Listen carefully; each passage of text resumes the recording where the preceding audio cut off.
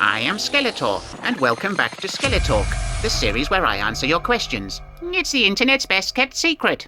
Skeletor! What, Whiplash? Skeletor, we've got a problem. What sort of a problem? Well, it appears we missed a question from a viewer. When? Last week? No, Skeletor. The week before? No, Skeletor. Well, when was it? Episode 18. What? You idiot, Whiplash. That was 35 episodes ago. Why am I only hearing about this 8 months later? I'm sorry, Skeletor. It slipped through the net, and I've only just become aware of it. Do you think you could answer the question today? Well, I don't really have a choice, do I? The person probably hates me now. God, Whiplash, you're such a waste of space. Go and add the question to the autocue immediately, and I will answer it first. Go on, get on with it before I beat you. Yes, Skeletor. Right. Sorry about that, everybody. It appears that a question has surfaced from the distant past. This is entirely Whiplash's fault and is nothing to do with me. Right. Have you put it on the autocue, Whiplash? Yes, Skeletor. Right. The first question comes to us through the mists of time and is from Matt at the Retro Room. And he asks, Skeletor, if you were faced with Ed 209 and only had 20 seconds to comply, what would you do? Well, for the first 5 seconds, I would flip him off defiantly. For the following 10 seconds, I would very quickly make a balloon animal, such as a horse. And for the remaining 5 seconds, I would shit violently into my own pants and cry. At the 21-second mark, I would commence being shot to bits and pieces, scattering myself over a wide area. Thanks for the question, Matt. I'm sorry it got lost in our system. I've left a link to your channel in the description. Lord Malvada has a riddle and 2 questions. First, the riddle. If you see me in bed, you whack me off. The bigger I am, the louder you scream. And seeing what's between my hairy legs will make your skin crawl. What am I? Whiplash, come here immediately. Yes, Skeletor.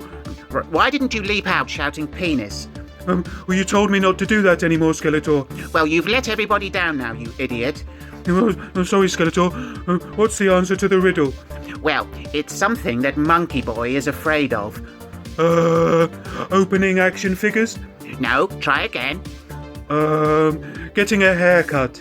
No, you pranny. The answer is a spider. Oh, very clever, Skeletor. Shall I get out of your sight before you beat me? Yes, Whiplash. Right, and now the questions. Number 1. Would you rather every time you orgasm shout, I love you, Mum? Or shout, long live the king, while saluting? Well, I suppose I would have to choose the first option because I cannot abide the monarchy. And question 2. Would you rather clog the toilet on a first date or first day at a new job? Well, that's a difficult choice. I suppose I'd choose the workplace, but I couldn't really say why. It's a bit of a coin toss, to be honest. Thanks for the questions, Lord Malvada. Ed from Retro Ed UK has 2 questions. Number 1. Do you prefer Monkeyboy's house to Snake Mountain? No, I prefer Snake Mountain because there is more space. I can't move in the Monkeyboy nest without tripping over toys and stuffed animals. And question 2. Choose one of the following.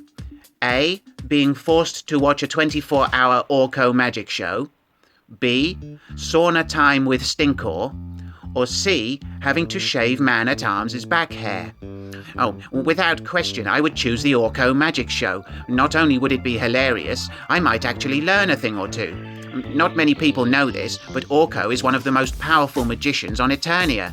The reason his spells often go wrong is because the laws of nature and physics on Eternia are very different to those on his home world.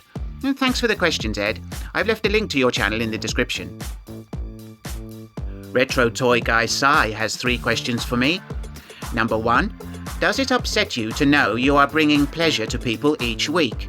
A little bit, yes. I mean, I do enjoy the attention, but I'd rather spread misery and fear. Question 2. How much is too much? Well, if it starts to itch, burn, or become painfully swollen, you've gone too far. Of course, I have no real idea about what you are talking. if you're referring to an onslaught of violent geese, the answer is 2.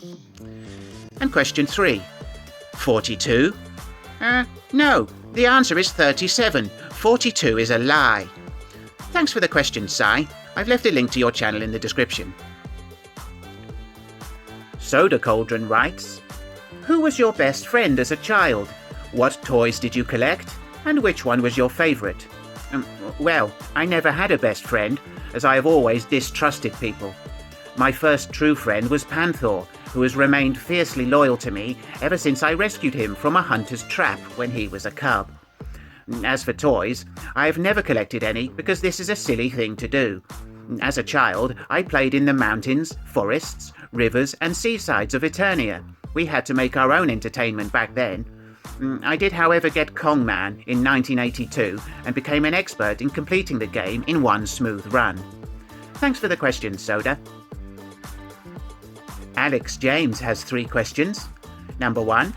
Do you ever wonder if Whiplash is a visitor from V, the Final Battle? Well, I hadn't thought of this, but now you mention it, there is a similarity, and he does keep asking me to get him a guinea pig. Question 2. Did you ever disguise yourself as Faker to confuse He-Man? No, Faker was created to distract my brother King Randor from discovering the secret of Keldor. With hindsight, it was a mistake to make Faker blue. And question 3. Did Man-at-Arms grow his moustache in tribute to Freddie Mercury? No, he grew it as a soup strainer and to stop birds flying up his nose. Thanks for the questions, Alex. Andrew has some questions again this week. Number 1. What sort of postal options are there on Eternia? I'd like to imagine He-Man versus Mailman. Or would that be Mailman? Well, on Eternia, we have the Eternia Postal Service, or EPS. We also have several courier services, such as Dragon Delivery and Leviathan Logistics.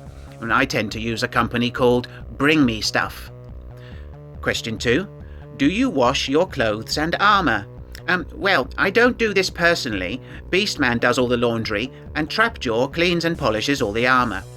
We all have plenty of spare furry underpants in case we poo ourselves. And question 3. Are you ever going to get your Glenn Miller CD back from Buddy Hawks? Well, do you know, I keep missing him somehow. He's never around when I go looking for him. And I hope he doesn't turn up at the end of the video after I've gone. That would be incredibly frustrating. Anyway, thanks for the questions, Andrew.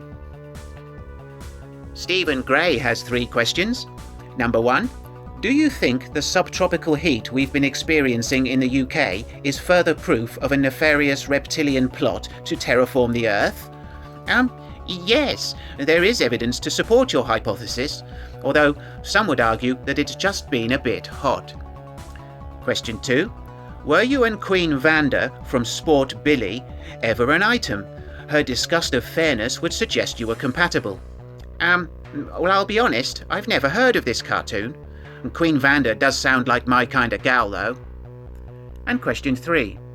Whilst in class at school, did you ever look out of the window to witness a disruptive youth racing across the playing field on a Honda 50?